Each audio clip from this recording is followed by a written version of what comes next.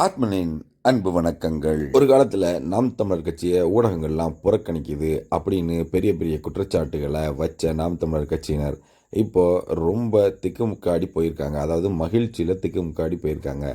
ஏன்னா கடந்த சில வாரங்களாக நாம் தமிழர் கட்சி தான் எல்லா ஊடகங்கள்லையுமே வந்துக்கிட்டு இருக்கு.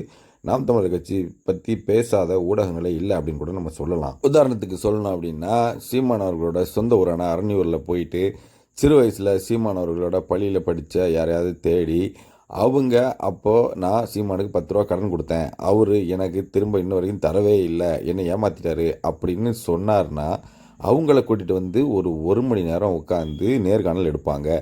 அந்த அளவுக்கு யார் யாரெல்லாம் சீமானுக்கு எதிராக பேசுகிறாங்களோ அவங்க எல்லாத்தையும் தேடி தேடி இங்கே இல்லைனா கூட அவங்க புலம்பெயர் நாடுகளில் இருந்தால் கூட அவங்கள இந்த மாதிரி இணையதள வழியில் பேட்டி எடுத்து எப்படியாவது இங்கே இளைஞர்கள் மத்தியில் சீமானுக்கு இருக்க எழுச்சியை குறைக்கணும், அதை ஒன்றும் இல்லாமல் பண்ணணும் அப்படின்னு சில ஊடகங்கள்லாம் இதையே முழு நேர வேலையாக செய்கிறதே நமக்கு நல்லாவே தெரியுது. ஆனால் இதெல்லாம் எப்போத்துலேருந்து நடக்குது அப்படின்னு கொஞ்சம் நல்லா யோசித்து பார்க்க ஆரம்பிச்சிங்கன்னா, சீமான் அவர்கள் பெரியாரை பற்றி பேச ஆரம்பித்ததுலேருந்து தான். பெரியார் அவர்களை பற்றி சீமான் அவர்கள் எப்போ எதிர்மறை கருத்துக்களை வைக்க ஆரம்பித்தாரோ, எனக்கு இந்த கேள்விகள்லாம் இருக்குது, இதுக்கு பதில் சொல்லுங்கள் அப்படின்னு கேட்க ஆரம்பித்தாரோ, அப்போலேருந்து சீமான் அவர்கள் மேலே அவர் மேலே என்னென்ன குற்றச்சாட்டுகள் சொல்ல முடியும், யார் யாரெல்லாம் கூட்டு வந்து சொல்ல முடியும், இந்த மாதிரி எல்லா விஷயங்களையும் ஊடகங்களும் பண்ணிக்கிட்டு இருக்கு, திராவிடர்களும் பண்ணிக்கிட்டு இருக்காங்க, பெரியாரிய ஆதரவாளர்களும் பண்ணிக்கிட்டு இருக்காங்க.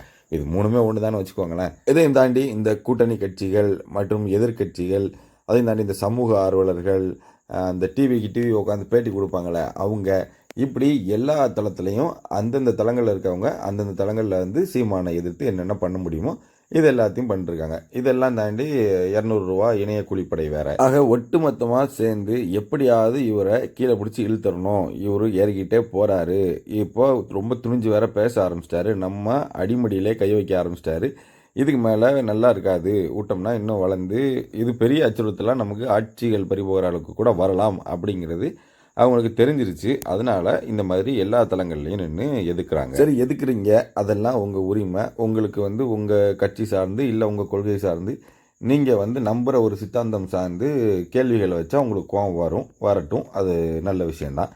ஆனால் அதுக்கான எதிர்வினையை எப்படி காட்டணும்னு ஒன்று இருக்குல்ல. அந்த மனுஷன் 1000 கேள்வி கேட்டார், 1000 கேள்வி. பெரியார் இப்படி சொல்லியிருக்காரு, இங்கே சொல்லியிருக்காரு, இப்படி சொல்லியிருக்காரு, ஏன் இதெல்லாம் சொல்லியிருக்காரு அப்படின்னு எல்லாத்துலேயும் பண்பாடு, சமூகம், பெண்ணிய வாழ்வியல், சமூக ஒழுக்கம், அரசியல், இந்த மாதிரி எல்லா தளங்கள்லையுமே அவரோட கேள்விகளை வச்சுருக்காரு. இந்த எதிர்க்கிற கூட்டத்தில் என இதுவரைக்கும் யாரும் இவர் கேட்ட கேள்விக்கான பதிலை சொன்ன மாதிரி நான் பார்க்கவே இல்லை.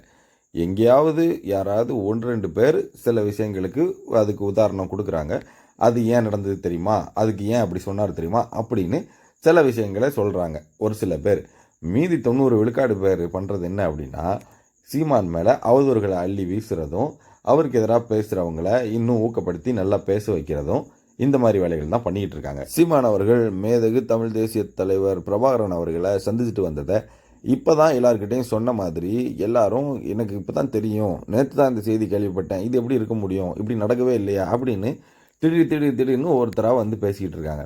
இவங்க எல்லாம் இந்த 15 வருஷமாக எங்கே போனாங்கங்கிறது தான் மிகப்பெரிய கேள்வி. ஆனால் எல்லா கெட்டதுலேயும் ஒரு நல்லது இருக்கும் அப்படிங்கிற மாதிரி இந்த விடயங்களுக்கெல்லாம் முற்றுப்புள்ளி வைக்கிறதுக்கான நேரமும் வந்துருச்சு. ஆமாம், இப்போ சமீபத்தில் கிடைச்ச தகவலின்படி புலம்பெயர் நாடுகளில் இருக்கிற மூத்த பொறுப்பாளர்கள், அதாவது இயக்கத்தில் இருந்த மூத்த பொறுப்பாளர்கள், இயக்கம் இன்னும் சில நாடுகளில் தடை செய்யப்பட்டிருக்கிறதால அவங்க தங்களோட இருப்பை காட்டிக்க விரும்பாம இதை எல்லாத்தையும் பார்த்துக்கிட்டு அமைதியாக இருந்திருக்காங்க. இப்போ இந்த விடயத்துக்கு ஒரு முற்றுப்புள்ளி வைக்கிற விதமா இன்னும் ஓரிரு நாட்களில் அவங்க அறிவிக்க இருக்கதா சொல்லியிருக்காங்க. அதாவது சீமான் அவர்கள் ஈழத்துக்கு வந்ததிலிருந்து அவருக்கும் மேதகுவே பிரபாகரன் அவர்களுக்கும் இருந்த உறவை பற்றியும், அங்கு இருந்த மற்ற போராளிகளுக்கும் சீமான் அவர்களுக்கும் இருந்த உறவை பற்றியும் அறிவிக்க இருக்காங்க.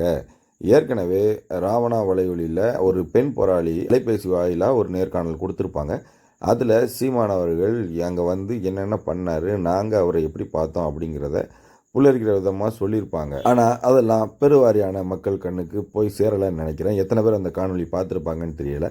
ஆனால் இப்போது ரொம்ப முக்கிய பொறுப்புகளில் இருக்கிற இயக்கத்தோட ரொம்ப முக்கிய பொறுப்புகளில் இருக்கிற போராளிகள் வெளியே வந்து பேச போகிறாங்க. அது மட்டும் நடந்ததுக்கப்புறம் எவன் இங்கே என்னென்ன கதெல்லாம் விட்டுக்கிட்டு இருந்தான் இவ்வளோ நாள், அப்படிங்கிறது எல்லா மக்களுக்கும் பட்டவர்த்தமாக வெளிச்சமாகும். இதுக்காக நாம் தமிழர் தம்பிகள் மட்டும் இல்லை, ஒட்டுமொத்த தமிழ்நாடே கூட காத்திருக்கு அப்படின்னு சொல்லலாம். இது போன்ற அரசியல் தகவல்களுக்கு ஆத்மனோடு தொடர்ந்து இணைந்திருங்கள். நன்றி.